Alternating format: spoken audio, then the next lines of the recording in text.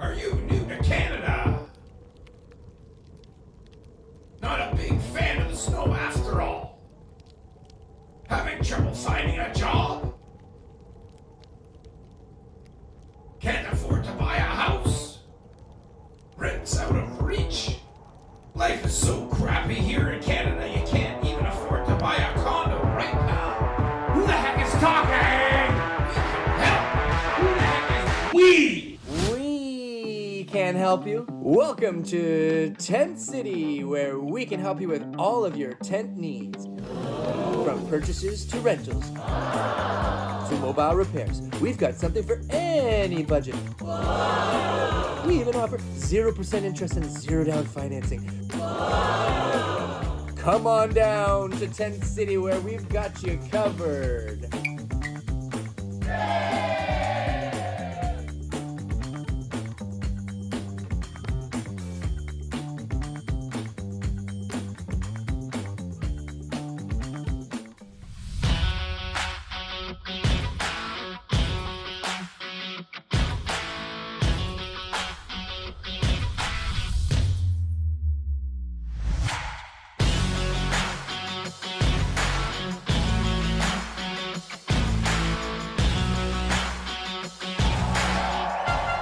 Boo, Mr. TK, what's going on? Well, Darryl, it's another show for us to record today, and I'm excited. We got some great guests today. Absolutely. I'm going to learn today. I'm humble enough to say I don't know everything. You I don't think don't anybody know knows everything everything. about real estate. That's for sure. That's But for I dang definitely, it's definitely not me. And when I get to Definitely bring not on a you. guest we bring on a guest that's got a lot more knowledge than me, I'm excited. Excited. And then if we bring on two, that Double. yeah, we're really lucky today, everybody. We have great guests for us. Yesterday was a big day for some builders, developers, planners, architects. I think really for the whole city of Toronto, but Definitely for the guy renting a 1-bedroom apartment in 2032. yeah, It's going to benefit that guy because there's going to be more options for him to live. big deal, but we'll get to that later because there's still lots of other stuff to touch Still on. lots going on, yeah. Now would be a great time to like something, subscribe to something, and comment on something. Just book anything, whatever the closest video is near you or channel that you're watching, whatever it is, except for the Tom Story show. Except for the Tom Story show. Except for the Tom Story show. Because if you're watching our show and it's on Sundays and you're watching somebody else, then I'm not really sure you know what you're doing, to be honest with you. That's but right. If you You're want to at the schedule a wrong call with show. me, if you want to schedule a call with me, check down at the calendar link below. Happy to talk to you guys about real estate related things. And we got t-shirts. So, book a call and we'll talk about some t-shirts. And great to see you guys again this week. Yeah, and I have spoke to a few people, but still looking for a development manager for DealCore properties. So if you're interested, give me a shout, give me a message, send me a DM, put a comment. If you're not, don't worry about it. It's okay. And we're looking for money. So if you have money, we got deals, baby. We need deals, money. baby. We need money. Again, it's like sound like my family. Lots of developers, though, sort of go all negative here, but all these receiverships, it's just there's a whole lot of bad debt that's going to get wiped out. Not to say the development side is so different, because right now the guys who are coming in, and you're a great example of this because you were underwriting the deals before the interest rates, and then now you're underwriting them after the interest rates. The guys who were underwriting deals at the low interest rates before the interest rates, they're the ones who are all going under receivership now because they're just like big guys with big debt. Can I tell you though, one major thing for me that makes it much easier to make the transition to these high rates is that I already was paying high rates before, right? Especially on the deal previous to rates going up. I was at a crazy rate. I was super leveraged. We're not the biggest guys in the world, and we went to a B lender or maybe even a C lender. I don't know what they're considered, but I don't know how many letters we can put on that lender's name, but so it was easy for me to make the transition because I was already paying high rates. But there's guys out there that were lucky enough to get, bank financing from A lenders, and they were paying a certain rate. And, I'm sure for a lot of guys, their deals are time sensitive, right? And they gotta go because they underwrote this, and a full year of interest on these deals makes a gigantic difference, right? So, you know, if, $250 million worth of debt. well, Those you can, interest payments yeah, it's are crazy. major. Crazy. And so Yeah. there's only so long you can hold off a launch before you need a plan B, right? And so what can plan B be? I mean, nowadays plan B could be go back in for rezoning and go for more height and like extend the project. No. Plan B is these guys are smart. All these developers are super smart. They have got everybody else's money in the deal. They've got limited covenants personally, so that, you know, they've protected themselves, they've shielded themselves. They start funneling the money from other places, whether it's HST or other money that's supposed to go into some other account for some other reason that the corporation will end up just basically folding under, because they'll say, well, we don't have it, to make sure that everybody on their side gets taken care of What first. about that And the lenders yacht are, you just bought? listen, that lot we were entertaining clients on, you know, we had to make sure, It was and a you know, the business final payment expense for came, and sure. I don't know how that money came out of the account first, your debt payment and the yacht payment, I don't know. But by the way, I was there last weekend Yeah, on the yacht just that's because right. it was parked at the wrong marina, and I had to move it because, you know, somebody's going to have to take that yacht eventually.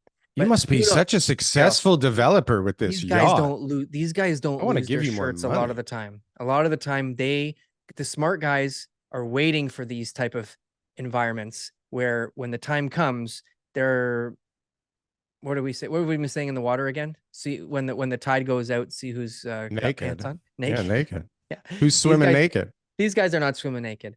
Well, some of them are not, but They're not. They're there's not. some that are swimming very naked. And look, I forget who was on, but the number was 60 launches were shelved. Okay. Yeah. Out of that 60, it doesn't take a high percentage to affect things for them to be like, you know what, we're fucked. We can't sell anything. Nobody Yeah. wants a zone site right now. We can't get the money to kind of rezone this thing, go for another 12 floors and make it look like it makes sense for a little bit longer. Yep. You know, like But now they were what? experienced. Nobody's They were able to buying. negotiate good terms on those debts. But we're And not the talking about the experienced, well-funded, you know, 40, 50, good, 80-year developers. We're talking about the little guys the little who guys, got in at the end they're or naked. even before the end, or the big guys who have never built anything, but have just been able to somehow get all kinds of people to invest in their deals. And now it's like, uh-oh, we got like 5 deals right now and we can't launch anything because nothing is selling, right? Yeah. Things are going to be interesting. But meanwhile, finally, planning and the city and the government, the federal government, everybody's ready to build new housing now, right? Everybody's rip raring to go now that nobody can fucking do. Nobody can make it work. Right? Yeah. Can't make it work. But Nobody talking to can developers, afford like it. talking to anybody who has money right now, none of them, well, except for you, Darryl, are like roaring to get into this market. They're just like, I'm gonna wait it out. I'm gonna see what happens here. I think I'm gonna get a better deal. Nothing's penciling right now. Now, their strategies aren't as forward thinking as yours. They're like, you know, I'm gonna build some townhouses, and, you know, I'm gonna, you know, they're doing some really just like basic stuff that's been working for them for the last 20, 30 years. Yeah, And they're with like, I'll big wait until the machines. numbers pencil so that I can be able to make these numbers. Okay, good. And that's probably Check every box. Got to check every that's box. probably a wise Probably smarter. investment Yeah. you know, investment philosophy. But Meanwhile, you know, at the end of the day, you know, there's still a lot of money out there ready to pounce. And just like Warren Buffett said, the buildings will remain, but the owners will change. the And that's what we'll owners see. could change. The Yeah. owners will change on a lot The of these big owners will sites, change. and it'll be the right owners who will actually get things done. And we get this. Doug Ford's been in the news again It lately. doesn't. Oh yeah. What's he Yeah, up to? MZOs on Oh right. Ontario Yeah, I Place, saw that. right? So, Like, there's nothing's happening there except for a spa. Who the fuck gives a shit about that? but it's kind of just like, hey, you know what? Get the city out of the way, get the environmentalists out of the way. Let's just build. Let's just get it Let's going. just go. It And doesn't the build any houses, but it lines some pockets. Here the we big guys go. will get those MZOs when Hey, the time comes. Fords If are you guys hurting don't too. It's think, a listen, recession, everyone. Like you've heard it here first, folks, and I have, you know, firsthand knowledge here coming directly from the horse's mouth. All right, that okay. green belt's going to be built on. That thing's Right, gonna be built on. me Just and a Dougie matter were of having lunch the money. other day, and he was telling me his plan. All right, Ooh. that may or may not be true, But essentially, that's where I heard this from. All right. And I'm announcing it here on YouTube. So, you know, if you want to be walking throughout the green belt, looking at all those fields of basically nothing for the last time, you know, make sure you do it over the next 10 years because all It's of it may gone. not be there come Kiss it goodbye. 2032. Kiss it Just so goodbye. you know. Well, listen, other than this kind of stuff, which we're going to get into with our guests for sure. I mean, there's other things going on across the country that we may want to touch on.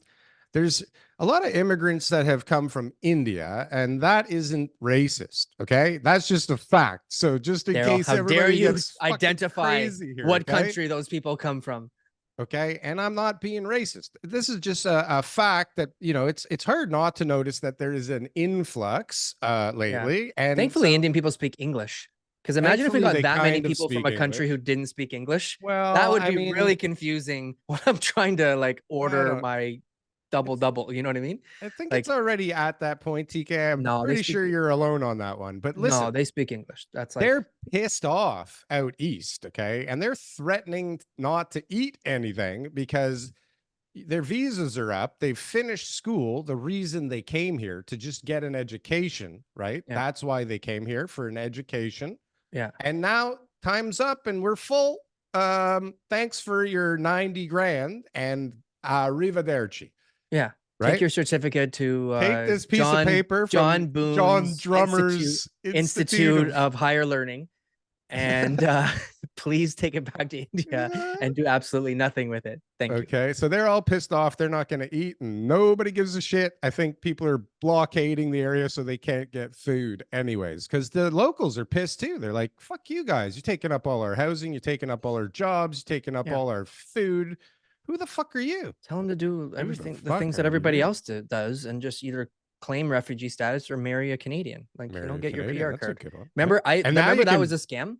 That was a guy, well, like 10, 15 years ago. I'm sure it happens still today on the low key, but they would approach guys like me, like young, like Canadians who are like 20 years old and say, we'll pay you like 10 grand to marry a Chinese woman. And you got to like sign the paperwork and like, you got to get divorced and you do all these things. So there was a guy at this place that I worked That's a before good real way to make estate. 10 grand. We call him Mr. Wong, right? Because he made his quick 10 grand and took off, right?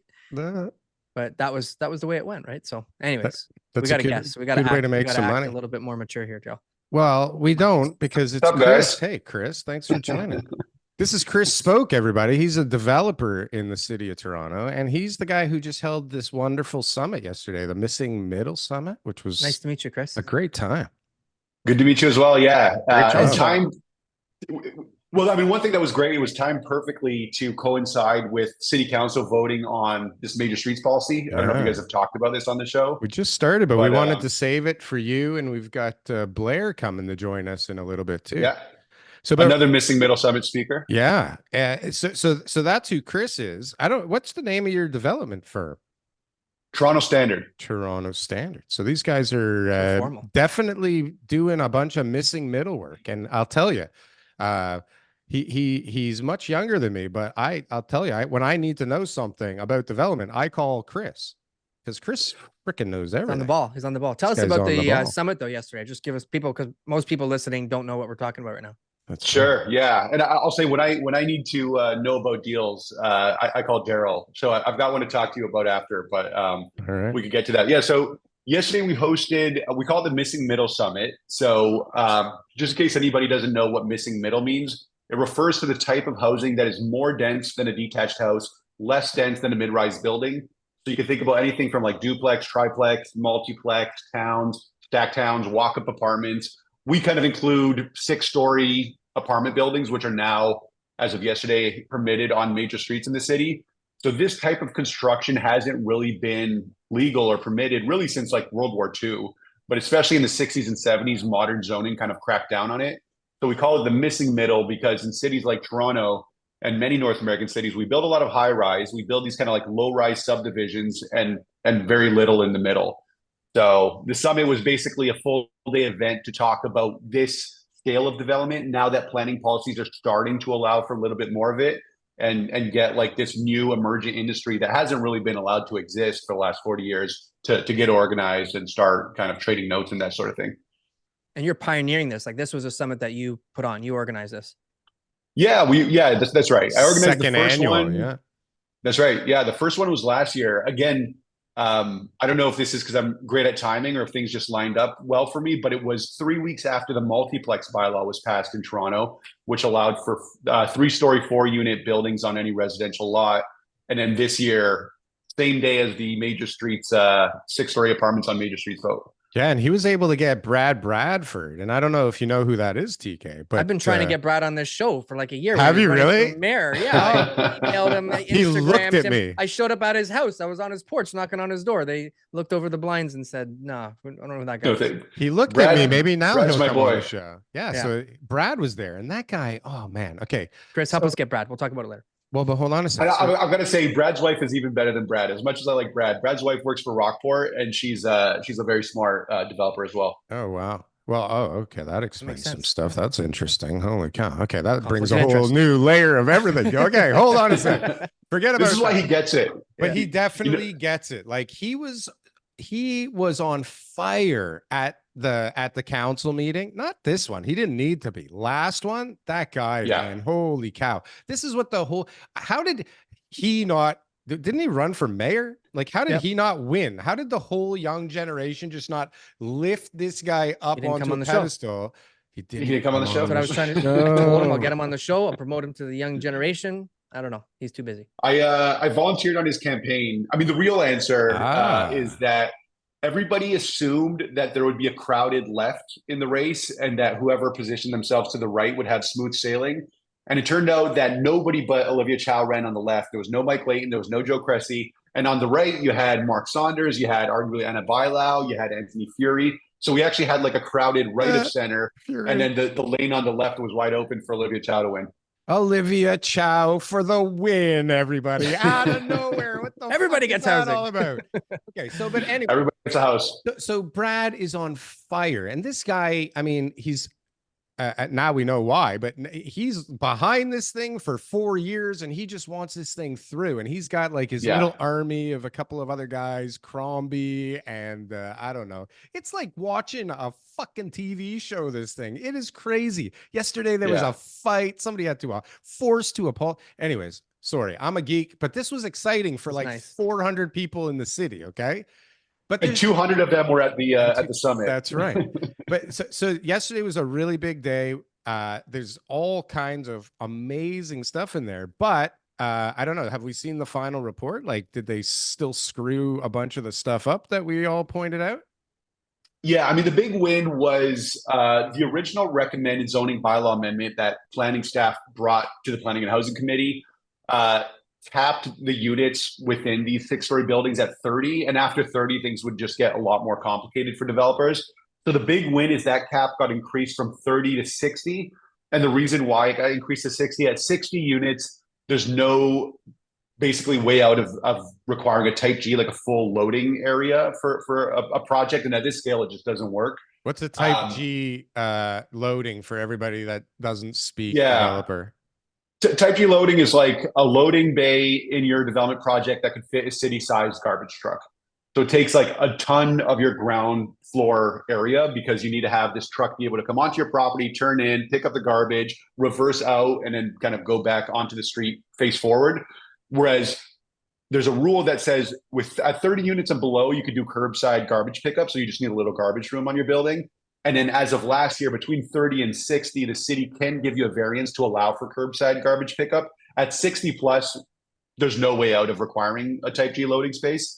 So now at least this unit cap on this building type aligns with that non-negotiable type G loading requirement. So hold on. So if you build 60 units, you don't need the type G? You do not need it if you get an exemption. So you do need what they're calling an exemption. Okay, so that happens through a variance, yeah. So not as of right with the not as of right. So now if you want to build something as of right, 60 units, you have to lose 40% of your main floor. That's right. All right. Yeah, we've got 2 projects we're working on. What about 59 units? Sorry, what about 59 units? Is that like under the threshold? Where's the cap? 30? So as of right is up to 30. 30. 30 to 60, you have the possibility of getting approved for a variance. And 60 plus, there's no shot. You're not going to get the variance. Understood. Which makes sense because I think based on just like looking at where these buildings would be and 30 was already a good number. It was just, there were some sites that there was cases where it was like, this doesn't make sense as 30. It makes sense as 40 or 45 or whatever. Yeah. So if you're building like we have one site on Dufferin that's like 45 feet wide, it'll be 44 units. There's no way we could fit a full type G loading space on that site. So it just makes it non-developable. It just doesn't work. But with curbside garbage pickup, if we get this variance, which there's enough precedent that we think that we would get it, then it works. Like it's remarkable how the garbage requirement can mean the difference between a site working or not. Like Isn't at that this crazy medium scale, right? Yeah. And then so if you go for the variance, you open yourself up to the neighbors being able to have a say in the process because you're no longer as of right. So like this is one of the things of a few, at least from my perspective, which is definitely biased based on the deals I'm working on at the moment, but like where they've missed the mark because again, it's like what everybody's kind of biggest complaint is it's a blanket policy and they're not making it usable enough as a blanket policy, right? I would say most, if not all of these projects go to committee for some variance. We certainly will. There's even this kind of weird thing where they capped the height at 19 meters. But if you want a proper 4.5 meter ground floor, let's say you want to either provide retail on your ground floor or at least have the potential for future retail at the ground floor, and you want 4.5 meters, 4.5 meters times plus 5 times 3 is 19.5 meters height. So like what, I don't know why they set the max height at 19 meters, where just to like do what you would typically do like on a mid-rise on an avenue, you need an extra half a meter variance. And then you mentioned like what else is in the bylaw that doesn't make a lot of sense. Like the other big thing in my mind is all the setback requirements. You need to be set back from your front property line by 6 meters to build one of these things, which, feels like a very suburban way of thinking about intensification on a major street. Like most major cities, or at least cities that aspire to be major cities, don't require front setbacks at all, let alone 6 meters for like a front lawn to an apartment building. So there's like stuff like that. So what about they've limited the depth of a building? Yeah, so the limit it's kind of like a soft limit. So you have side setback requirements, which I'm also not happy with because like I have a vision for Toronto that at one point we're going to recognize that we're a city and not a suburb. And again, like most major cities don't require these major side setbacks between buildings. They just recognize that land is valuable and we should kind of build up to the side of our property line. But so the side setback is 2.4 meters if you have a secondary window on your sidewall. It's 5.5 meters if you have a primary window on your sidewall. And if your building depth is more than 25 meters deep, which is about 60 feet for anybody who thinks in those terms, then the side setback increases to 7.5 meters. So you have to go kind of like even narrower if you go deeper. So I can see why Darryl obviously reaches out to you for help because you got all this stuff down pat. What is this over? Because the listeners, they want to hear about like, is this actually building housing? Like, Sure. like, are these applications going to go through? Are they penciling? Are people like, are they just going to try to get the sites zoned and then flip them? Like, are we actually going to see houses and properties? Well, so on the last question, I don't think you're going to see a lot of like entitle and flip at this scale, because the idea with the policy is to not require an OPA, an official plan amendment, or a zoning bylaw amendment. I do think, as I mentioned, that most people will still go through committee for minor variances, but there's not enough value being added through that process to kind of do that and flip. I think if anybody does this, like we're doing this, we have 2 sites tied up now. We're going to build it. We're going to hold on to it as rental. I think in a lot of locations, it probably works well, better even as condo. But my sense is that the policy intent is to see our major streets. So you could think about from the west, Kipling, Islington, Royal York, going closer to the city, you have like Dufferin, Lansdowne, Dovercourt, streets like that. The idea is to have these streets support more density, more housing, and again, look more urban. My sense is with the policy as it's currently drafted, we're going to see a lot less development than maybe they anticipate because the rules are still too restrictive. So you still need to get like a great deal on land, probably below market, which means you have to buy off market or there has to be some distress or something like that. And then you need to know how to build efficiently and cheaply. So we need to build for $350 a square foot or better for this to work. And we have like a bit of a secret sauce on that, but these are not like slam dunks. They take a lot of work to make make work. Well, and the real issue is that it only attracts a certain developer, or right? Like it attracts Yeah. smaller guys like us, or even smaller than us, but anything Yeah. bigger than us or unwilling to kind of attack this niche in Yeah. a special way, like they don't give a shit about this, right? And so I think that's right. Yeah. we have a lot of inexperienced people at the bottom kind of the ladder that want to get into development that see this as an opportunity right now, because it's still hard to get these things to work, even with the new policies, for all the reasons that you're pointing out. I'm going to bring Blair on now.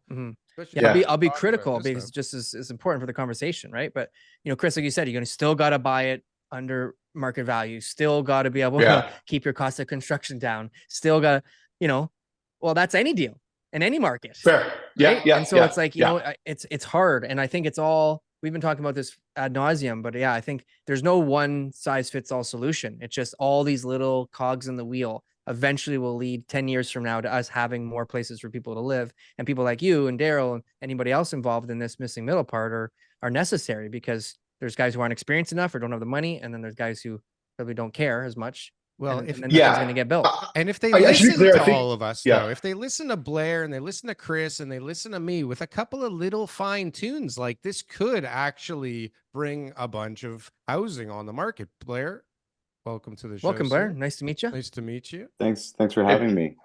You want to just give us a quick intro? Sure. Can you hear me okay? Yeah, perfect. Okay. Yeah. Good afternoon, everybody. Thanks so much for having me. It's an honor to be here. Yeah, so my name is Blair Scorgie. I'm a registered professional planner and an urban designer. I'm a consultant, currently sort of working as a sole proprietor in the Toronto area. I've got 15 years of relevant consulting experience, and on top of about 10 years of sort of part-time academic experience. I teach at TMU's School of Planning.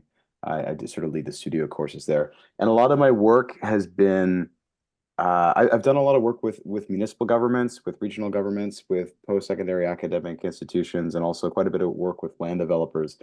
And in all respects, not all of, but a sizable amount of my work has been focused on housing sort of at the low to mid-rise scale. I've helped write policies, regulations, design guidelines for municipal governments to direct the development of missing middle and mid-rise building typologies. I've also worked with land developers to seeking entitlements on specific projects. So and I guess in my spare time, I've helped write. I was a contributing author to, and I don't have it with me, but there's a book published by Cochess Books called House Divided: How the Missing Middle Will Help Solve Toronto's Affordability Crisis. And I co-authored 3 chapters of that book, and one of my student groups wrote one of the appendices. And actually, my company at the time, SVN, wrote the other appendix. Oh, SVN. You're obviously way too good for this show. We're going to have to hang up on you right now. You're far too qualified to be on this panel. Well, and thanks for joining us. It's an honor to have you. Yeah. Oh, wow. Never mind you being here for us. My pleasure. And I spent a lot of my downtime advocating for missing middle housing. That probably feels like a waste of time on most days, but yesterday and today you must feel at least like you got a little notch out of their I don't know what the hell I'm trying to say, but it was a win, I guess, for a us, win. Huh? We talked about the 60 units already, going from 30 to 60, and Chris really explained all that really well. What did you think was a big win from yesterday's? I mean, I think Chris has hit the nail on the head here. I think that alone is the most significant win. In terms of what was presented to Planning and Housing Committee versus what was just approved by City Council, that will free up all kinds of, that will dramatically increase, I'm sure, the uptake in this sort of scale of development. It will it'll pencil so many more pro formas, right? If you're gonna go through the process of going through, site plan, which they say can take a year, but I mean, I know of instances where it's taken 3 years. 30 units just really doesn't seem to be worth it, and a lot of people are saying that. So to make the numbers work, we need. I don't know if we needed 60 or not, but I'm glad that we have 60. It certainly builds in some wiggle room. Other things, I mean, I think they got right now. I'm just reading, just in the last last 12 hours, what was actually sort of approved, right? And one of the things I took a look at was a supplementary report prepared by staff at the direction of Planning and Housing Committee. It was a motion put forward by Councillor Brad Bradford. And among other things, including the unit cap increase, they were asked to look at setbacks. They were asked to look at a number of different things, right? One of the things they were asked to look at was provision of amenity space. And yeah, what'd they do with that? Did they screw that up? Well, no, it's interesting. This is just my interpretation. I've run this just by a few people in the planning sphere already just this morning. But what I read in that supplementary report seemed to imply to me that they weren't really prepared to really change tact on it. But when I actually read the draft regulations, it reads to me that if you have a building with 30 or fewer units, my read of it is actually that there is no indoor amenity space requirement. Correct. That's my read as well. Yeah. And that wasn't what I was expecting to see. So I don't know, Chris, if I missed something there or if this was news to you too, but I might have. Well, in the recommended zoning bylaw amendment that went to Planning and Housing Committee, I think it was at 20, and my read of it is that they bumped it up to 30. So that's right. So if you build 30 or fewer units, there's no indoor amenity space requirement. Yeah. If you have 31 units, this is kind of the weird thing of how the city doesn't consider like the marginal effect. If you have 31 units, now it applies to all units, not just to the 31st unit. So indoor amenity space is calculated as 2 square meters per unit. So, I mean, the one kind of like perverse incentive here is that if you have a building that's probably within 30 to 35 units, you'll probably kill those 5 units just to not trigger this requirement. But if you're at like 40, 45 plus, then you just eat the requirement and you build your units. Yeah, no, I agree. And I thought it was a bit silly the way it was written previously, where, thinking a 30 unit building, 2 square meters per unit, what is that going to give you at the end of the day? It's the equivalent. You're losing a unit, basically. It's a lobby with like a couch and then you just double count it. Like you can't, it doesn't really produce a functional amenity space. No. And supposedly we're building these things in amenity rich neighborhoods where we should be capitalizing on existing services, amenities, and infrastructure.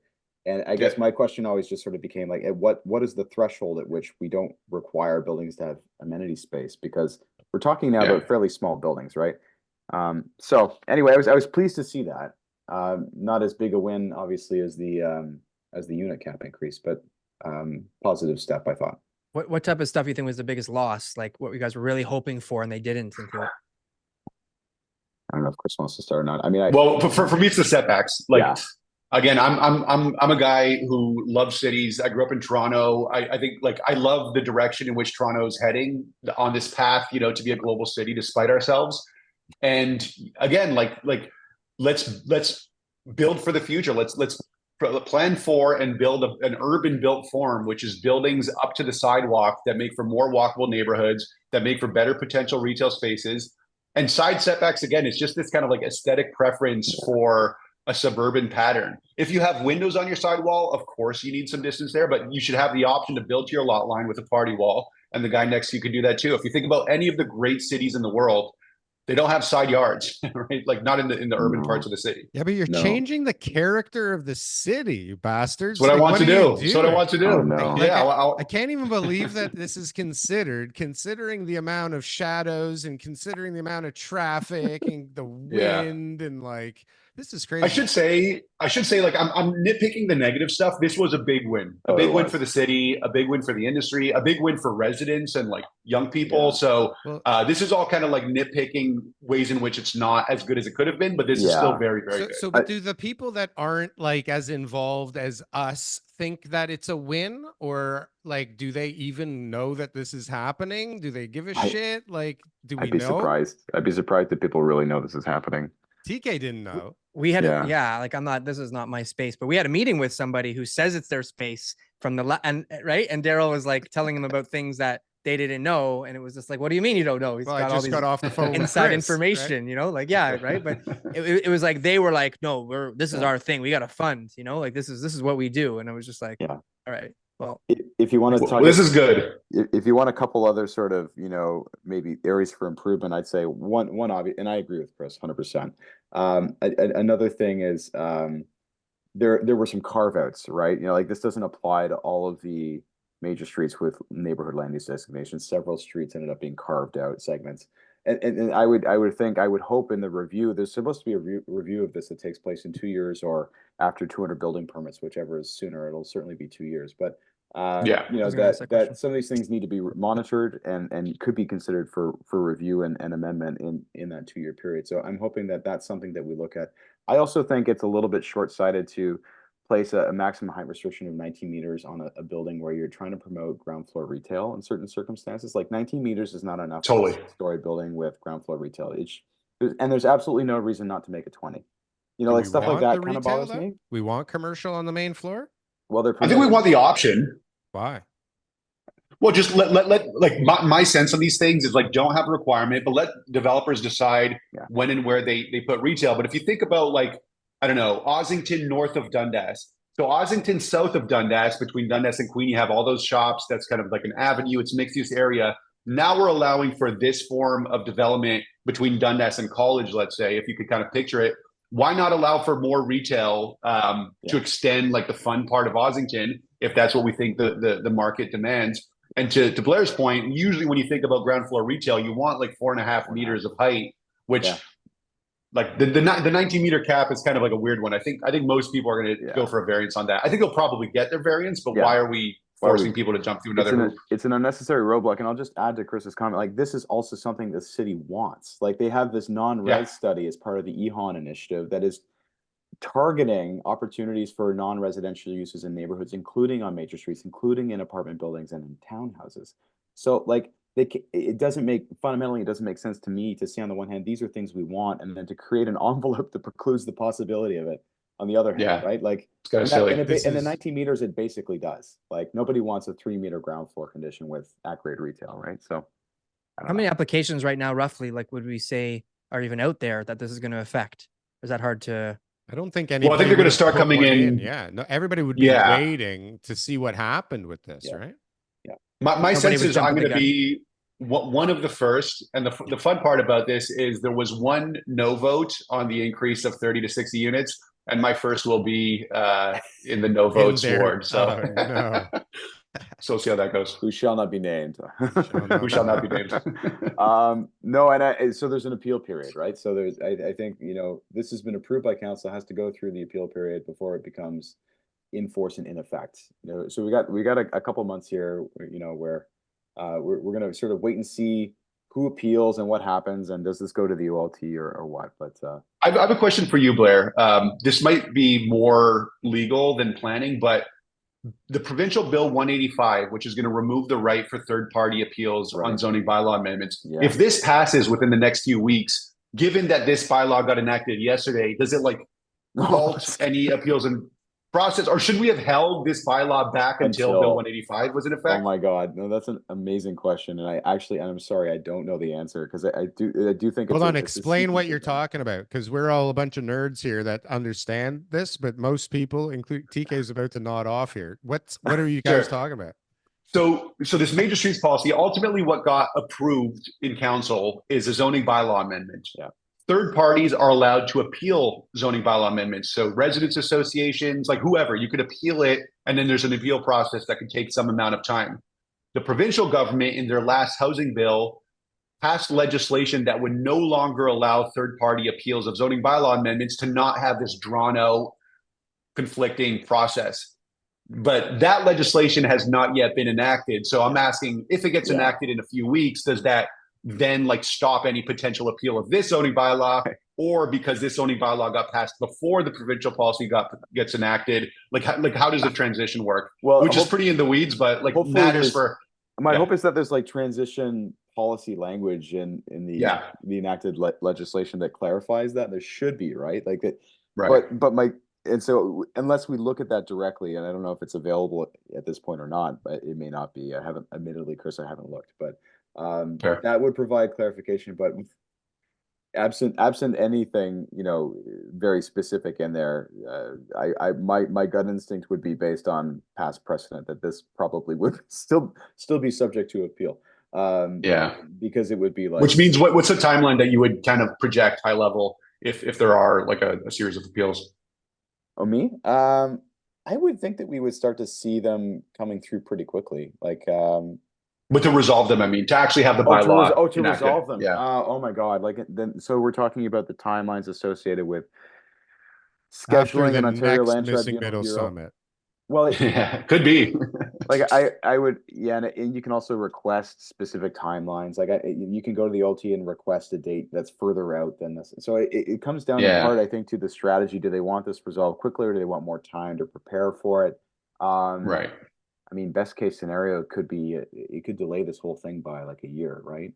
Yeah. Or yeah, it could easily be longer than that, I think, right? It's like, Ugh. It's great that, you know, they are trying to give precedent. us clarity, right? And like, look at this fucking mess. Nobody still knows what's going on. And I think, especially from my perspective, probably Chris's as well, I'm guessing Blair's, to have something that works, that is prescribed, that you know what you can do, okay? Even Yeah. if I can't ever do more than this is a beautiful thing, right? Sure. But we have to guess, even though they give us this book that says this is what we're going to allow you to do, we still know that we can do more, and we can go to this and we can go to that, and we can pay this guy who says I can do this now. It's like, people don't get how crazy and how hard it is to get this stuff to market, right? Like, forget about just buying the thing. I mean, that's next to impossible, right? Okay. But then like, people got to understand what you guys are talking about, among a million other things, right? To get these things off the ground. And so I think the intent is to try and get more quicker, but I don't know that this hits the mark. It might get more. Okay, because now we can do more on a site, but is it going to be quicker? Because like, you know very well, Chris, that, I mean, you're waiting for these answers because you got due diligence, you're trying to design buildings, you want to go in, you got to figure out what the hell you can do there, right? And that's what everybody's doing. But we're going to get to the point where these appeals are finished and this thing is passed and nobody still knows what's going on, because even though they cap one thing, the rest of it's not like confined to, hey, this is the rules. Don't come in for anything else, because you're not getting anything else. And as hard as that is to say as a developer, because it's nice to know something other people don't know so that you can push up and like get a big grand slam. The beautiful thing that would be in this market to get the more housing quicker is that clarity of like, this is the box, guys. Like, fuck off, figure it out, go. Right. But don't give us something that isn't as of right now. Right. Like, the whole beauty and the whole point of this rant was that I thought I was going to get something that was as of right, that the neighbors weren't going to get to bust my balls and fuck everything up, that the city wasn't going to be able to say, well, you know what, like, if you just moved this over 4 inches, we would be super satisfied. Right. Like, I was hoping I could just go, oh, I can do something great on every single site now because everything makes sense. Maybe it's just the amount I pay that is going to be the problem. Right. And boom, there's a permit. Let the next problem come up where there's not enough labor for all these permits that we get. Right. Well, the other thing I want to see, and I'm curious what your thoughts are on that, Blair, is this will, if you're above 10 units, trigger site plan control, which is its own process. It's obviously quite different from a zoning bylaw amendment, but there's still a lot of work and some amount of negotiation with the city through that process. At this scale, I think it makes a lot of sense to slim down and expedite site plan control and approval. I don't know if that's in the works, but yeah, I think you're right. Like, a sane world, a sane development market is where much more is predictable, much less is discretionary, much less involves community input and like your neighbor like vetoing in some way what you're trying to do. I think this is a step in that direction, but you're right that like we're not there. You're not going straight to permits. I think that'll push land prices up. I think that there'll be somebody who'll be sitting on something and they'll say, oh, you're going to do what on my land? Because I got this notice with these like check boxes that, you know, this is what you can do now. So I think like, there's always complications. We talked about you mentioned that a long doing time ago. purpose-built rental. So like you said, both right now you're working on purpose-built rental. So is that because of some of the tax incentives, because of the state of the pre-con condo market? Like, why are you doing that?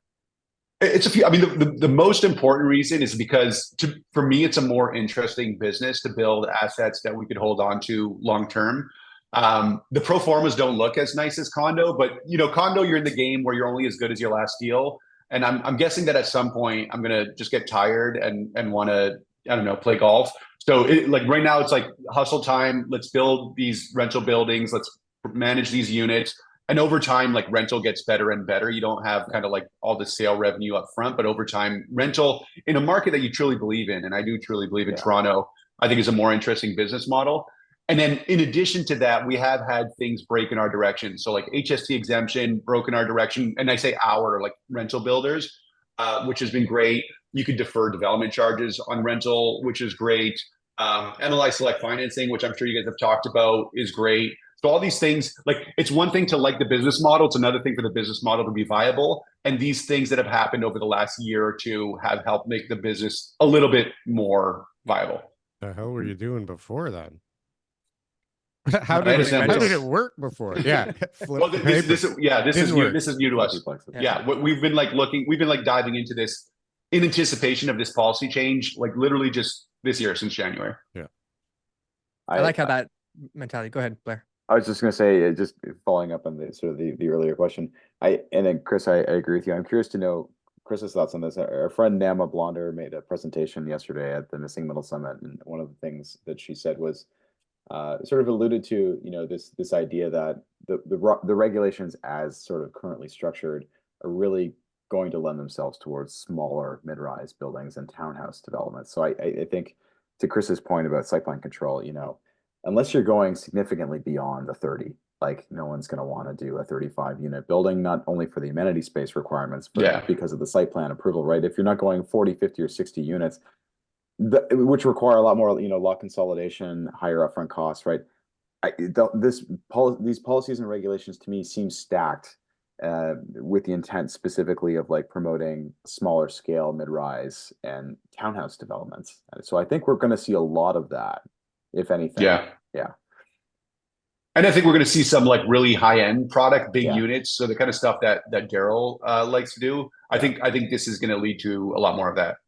For sure. There's only certain things that work right now. I mean, it's pretty amazing how the entire industry is now talking about MLI select and purpose-built rentals and takeout percentages, right? This is very foreign to most people because everybody's been condo, right? Except for a few guys that have been doing this. And now all these things are so new. It's like, holy cow. So like rental works and then like super high-end condo, and there's nothing else that works right now. And that's why every project got shelved in the last 6 months because it seems like the government intervention is really what pushes the needle. I mean, with MURBs to get all the apartment buildings that were built in the past, I feel like the government has more power. Like they don't really know how to use it, but I feel like without their help, we're not building rentals. Yeah, it ain't happening in any area. Yeah, well, I think it cuts both ways. Either without their help, so like these CMHC insurance programs are help, and without them like actively harming the business model. So without getting into like the politics of it, it helps that we don't have rent control on new buildings, and it certainly helps that we don't have anything like vacancy control, which might have some benefits in terms of security of tenure and stuff like that. But in terms of making a rental development pro forma work, like that's a killer. So I guess it's going to be a little while before we get another chunk of good news in the development space. So, I mean, I guess this will keep us busy for a little while. I feel like there's a land of opportunity somewhere in here once we all kind of, get over the fact that we didn't get what we want. And now we can look at stuff, the way that it is, right? Instead of the way we were hoping it was going to be. It really should help get some stuff on the market. But you're right. It sounds like from what you guys are saying that you're really going to need a good reason to go over that 30 unit mark. But the problem for me that I keep talking about is that 30 unit thing really forces giant units, right? To areas that can't handle the rent necessary to cover that giant unit, right? So the 60 really helps on those outskirt properties, right? Because now all of a sudden you got 500, 600, 700 square foot units again, mixed in with 12, 1400 square foot units. And now you can kind of spread it out over those 60 units, right? It's a much different pro forma, but Now you have all this amenity space, and now you have this giant chunk of the ground floor that disappears. So it's like they're not helping it. It's like, just help us get more housing, guys. It's like, literally, you guys are taking away 15 units from the building for no reason, right? Other than just like, well, I think it's worse than that. It's like where it pencils, you're taking 15 units away. But I think what happens more often is that just fewer projects will pencil at all. Yeah. So we'll just see like Blair mentioned that there's a review either in 2 years or when 200 permits are pulled, whichever is sooner. Yeah. It will definitely be 2 years. We're not going to see 200 permits pulled on this built form. Because like there are all these requirements and all these constraints that make them harder to pencil. And only Chris wants to be the guinea pig. Nobody else wants to be the guinea pig. That's the public's sort of skeptical attitude too, to be honest with you. Like, Chris, I believe you're going to build those 2 buildings. Like I can just look in your eyes. Those 2 rental buildings are getting built. But there's a whole bunch of other people who talk the game of that they're going to build a rental building and nothing's getting built. So like, who is actually going to build these buildings? Because in my eyes, there's very few of them being completed, because you'll see them when the guys, like there was a couple of Young in Eglinton. There's a few that have been launched where you see the advertising for them and stuff. But like, how many of them are actually going to be built over the next 5 years? I would actually like some clarification from the city on what exactly we can build too. And Chris, I was actually going to ask you about this yesterday. I didn't have a chance, but the city's definition for townhouses makes specific reference to that being defined as, horizontally stacked, nothing vertically stacked, right? That's what a multiplex is, right? But the city's feasibility study, when they looked at, development potential in Scarborough, Etobicoke, North York, they specifically cite opportunities for stacks and back-to-backs. And the definition of an apartment building doesn't reference either of those things, nor does the definition of a townhouse. I don't even know if they're permitted in this set of regulations. Do you know? Like, what's that, a stacked townhouse? Yeah, or a stacked townhouse, a back-to-back, or stacked Does anybody care, though, about those? Does anybody want to build those still? Well, their feasibility analysis indicated that they felt there were strong market conditions for, I think they said stacks in North York? Perfect reason not to build those in North York then, because they must be wrong. Their studies are actually, they were actually right on the money with their feasibility study on the costs of whether these 30-unit buildings would work. They actually said, guys, your plan doesn't work. And they still their own feasibility study. I mean, I like townhouses. My sense is that we should be allowing townhouses on every street. Like, why are we limiting townhouses to major streets? Again, we are a big city. We are the biggest city in Canada, and we're growing and we're expensive.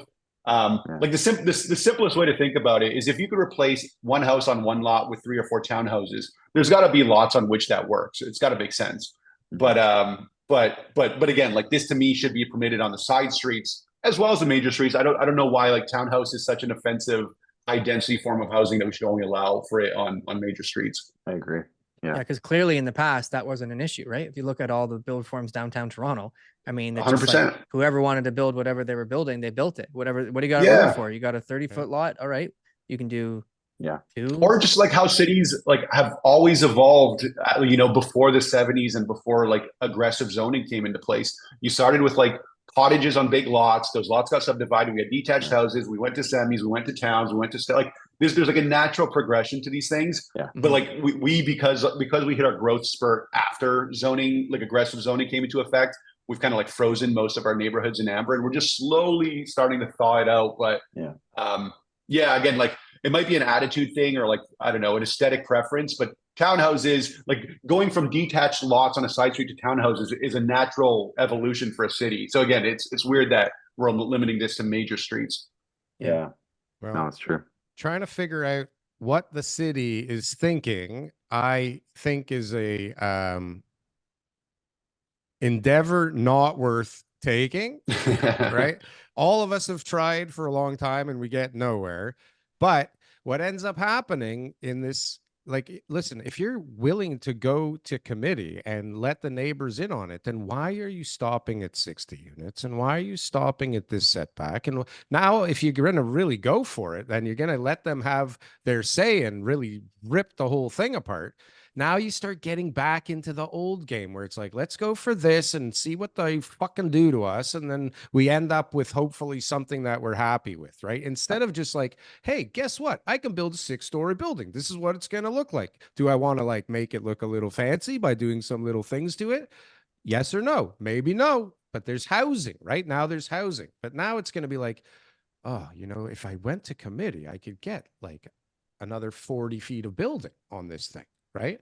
Or right, or I could get an extra 6 inches on both sides of this building, which makes a big difference if you add a foot times however deep times 6 stories, right? Like all these little things start, you know, maybe I'll try and squeeze a little bit out of it here, right? Because you kind of have to do that, because when it gets into this discussion with everybody wants a piece of flesh now, right? Yeah. I think we'd get less of that if like some of these things we're talking about were just less restrictive. So I agree with you. And it's not like the way we develop in Toronto is obviously not ideal, where everything is a fight, everything is a negotiation, everything is like spot rezoning. We don't have any predictability or certainty. But it's like a natural outcome of a city that has extremely high demand for housing on one end, and then extremely restrictive and constraining policies on the other end. There's always going to be this tension until the policy just gets to be a little bit smarter. And again, this is not like, I want to emphasize, this is a win, this is a great move, but like there are these things that the planning department does, and you're just like, why didn't you make that maximum height 20 meters? If you had 20 meters, or even, like nobody would go, like, or very few people would go for the height variance. Because you made it 19, everyone's going to try to get at least another half a meter, full meter. Like they're nudging you in the direction of a committee of adjustments hearing and community input. And they want like, control. They want control, right? And they also want the money. It's all because smoke they and rely mirrors. on it. Right. I think the upper level governments are getting more involved. Like you're seeing the province get involved more. You're seeing the federal government even trying to, you know, with their funds and stuff like that, restricting, you know, what municipalities are going to actually get release that money. So it's happening. Like I'm very optimistic about this. Darryl's more skeptical because he's dealing with it, and I'm not. I'm on the outside, so I'm just like, chill. It's coming. Like I can see the changes.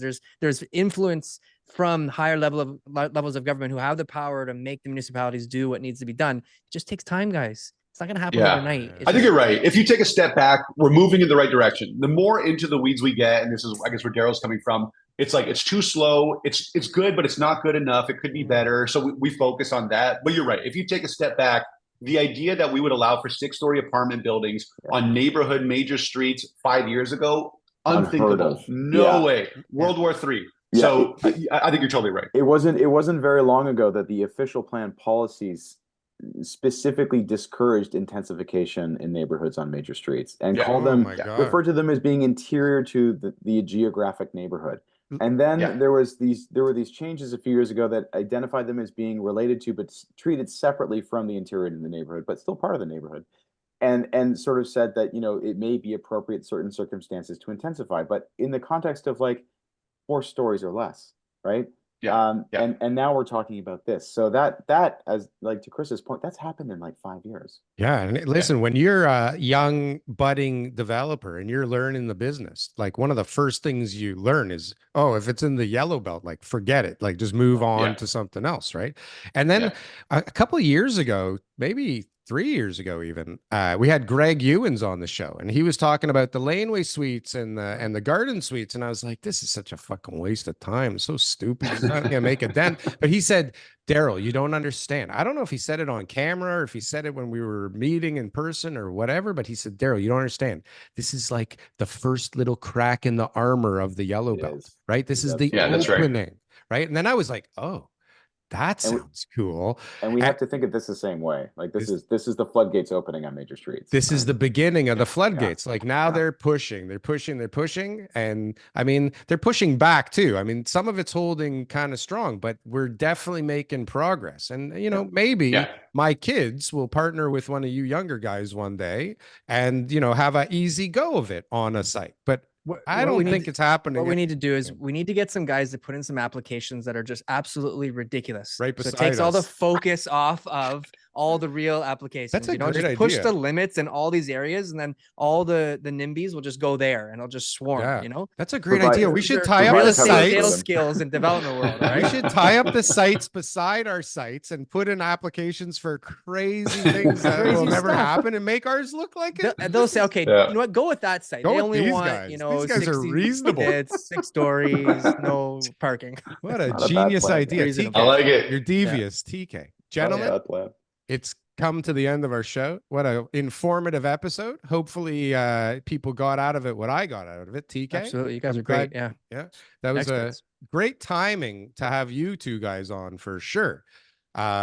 I learned a lot, TK. I'm sure you learned a lot. It's easy for me to learn a lot. That's I right. just walk outside my house and I'm learning stuff. So That's you right. guys are great. Well, we won't use you as the gauge then. Gentlemen, thank you so much. Thanks for putting that Thank on you. yesterday, Chris. The whole world thanks you. It was very Thanks well for done. coming. Thanks for speaking, Blair. It was great. My pleasure. It was Yeah. very well done. Thanks Thanks so for much. speaking, Blair. Thanks for Yeah, not we'll asking me promote to the next speak, one too, Chris. So yeah, appreciate we'll- that. Daryl did it sort of softly, but next time we'll help you promote it too. That's right. We'll give you Thank some you. shirts to Double give the out for the attendance. Canadian real estate show.